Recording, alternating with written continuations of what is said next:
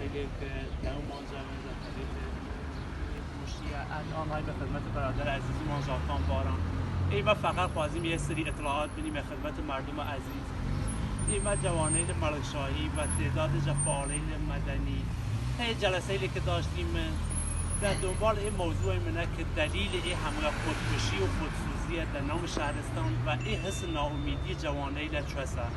بعد از جلسه مختلف به این نتیجه رسیدیم که شاید نبود شادی یک از عاملین اصلی بود. پس دوستان تصمیم گرفتن که با هر بهانه‌ای و سمت شادبویان جوانه و مردم بشیم، هرچند یه وظیفه ایمنیه و مطمئنا وظیفه حاکمیته، اما متاسفانه مردم ملکشاهی با بیشترین هزینه‌ای که را دولت جمهوری اسلامی دانه نتونستیم حتی یه مراسم شادی ساده که یه هزاران ساله برگزار دوی در نام منطقه خمان داشتیم. خب دلیلی که و دلیل عدم شایستگی در یه پستیل و جایگاهی قرار گرفتیم بیان به خاطر خودشیرینی در نام مردم ملکشاهی معینن. مثلا فرماندار ده دوشیم اگر نصف مردم ملکشاهی بکشن یه لیمی مراسم برگزار بود. آقای فرماندار دلیل این صحبت جناب عالی چوسه؟ آیا ایما کم هزینه دایمن رای حکومته؟ آیا یک کار خیلی خلافه که مردم ایما بخوازن کمی شادون؟ آیا افتخاره که جوانه ایما آمار بیشترین خودکشی و خودسوزی داشتن در جهان؟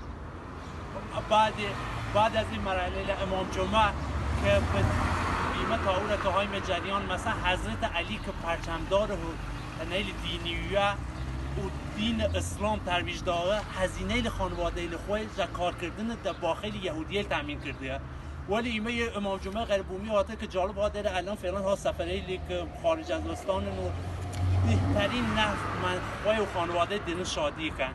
ولی این آقا ده اعلام که مردم ملکشاهی حق شاد جوه نیره. فتوای دیگو چوگرده و متهم ایمه که اگه منافق و ارازل آو باش. آیا گناه ایمه چویه؟ آیا کسی که اصلا در نام منطقه ایمه نیوه درد مردم ایمه زانی؟